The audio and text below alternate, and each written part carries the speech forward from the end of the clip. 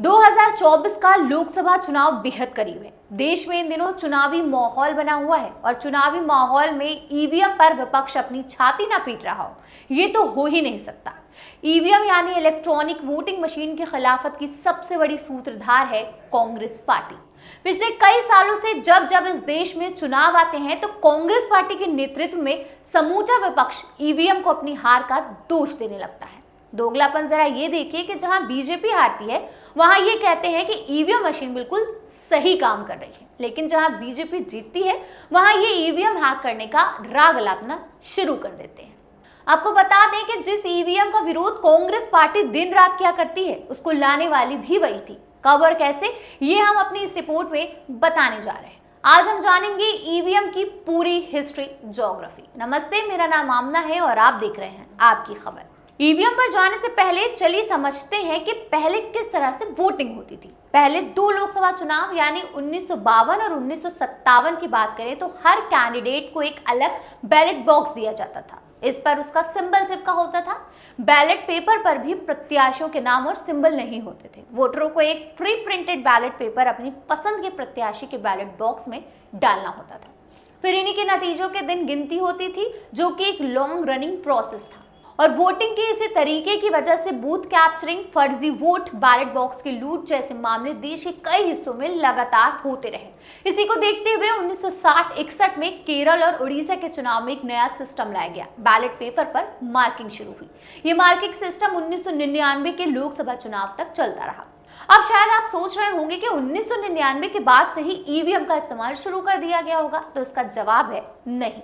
Election commission of India ने EVM पर काम 1977 में ही शुरू कर दिया था। इसके लिए 1977 में तत्कालीन चुनाव आयुक्त एसएल शक्धर ने हैदराबाद के electronics corporation of India (ECIL) के ऑफिस जाकर ये जानने की कोशिश की कि क्या ऐसी कोई इलेक्ट्रॉनिक मशीन बन सकती है जिसके सहारे इलेक्शन हो सके। ECIL की हाँ पर उसे ये काम सौंप दिया गया। 1979 में एक प्रोटोटाइप बन गया। 6 अगस्त 1980 को चुनाव आयोग ने इस प्रोटोटाइप को सभी राजनीतिक पार्टियों के प्रतिनिधियों के सामने चलाकर दिखाया। इसी बीच भारत इलेक्ट्रॉनिक्स लिमिटेड ने भी एक खोज कर डाली थी। कंपनी ने एक micro computer based voting equipment बनाया। सबसे पहले इसका इस्तेमाल कंपनी की यूनियन के चुनाव में ही हुआ था, जहां ये कारगर साबित हुआ था। जनवरी 1981 में भारत इलेक्ट्रॉनिक्स लिमिटेड ने चुनाव आयोग से बात की। 29 जुलाई 1981 को फिर एक मीटिंग हुई। BEL, ECIL, कानून मंत्रालय और चुनाव आयोग के बड़े अधिकारियों के बीच बातचीत सफल रही, लेकिन 19 मई 1982 को जो हुआ वो हिस्टोरिकल था।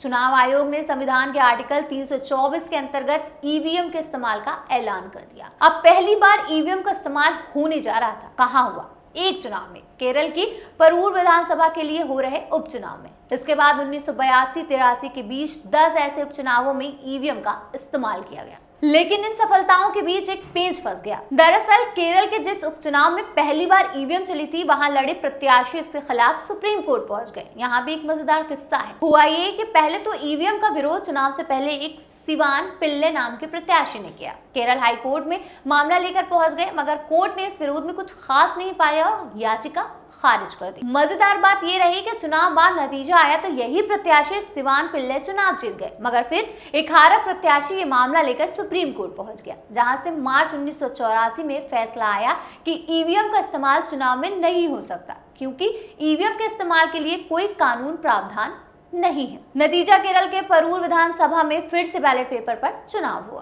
खैर, इसके बाद फिर हुआ जो होना चाहिए था। तत्कालीन राजीव गांधी सरकार एक्टिव हुई और दिसंबर 1988 में संसद से इसके लिए बाकायदा एक कानून बना दिया गया। Representation of the people act 1951 में एक नया सेक्शन 61(a) जोड़ा गया। इसके तहत अब चुनाव आयोग को ईवीएम के इस्तेमाल की आजादी थी। 15 मार्च 1989 को ये कानून संशोधन अमल में आया। हालांकि इसका इस्तेमाल अभी भी किसी चुनौती से कम नहीं था। गाहे बगाहे इसका हर राजनीतिक पार्टी की तरफ से विरोध होता रहता था। हालांकि इन सब विरोधी ईवीएम में तमाम तरह के टेक्निकल अपडेट्स के बीच 1998 तक इसके इस्तेमाल पर एक आम राय बना ली गई। 1998 में ईवीएम का इस्तेमाल एक बार फिर हुआ 16 विधानसभाओं में। दरअसल उस वक्त मध्य प्रदेश, राजस्थान और दिल्ली में विधानसभा चुनाव हो रहे थे, तो इन्हीं तीनों राज्यों के कुछ विधानसभाओं में इसका इस्तेमाल किया गया।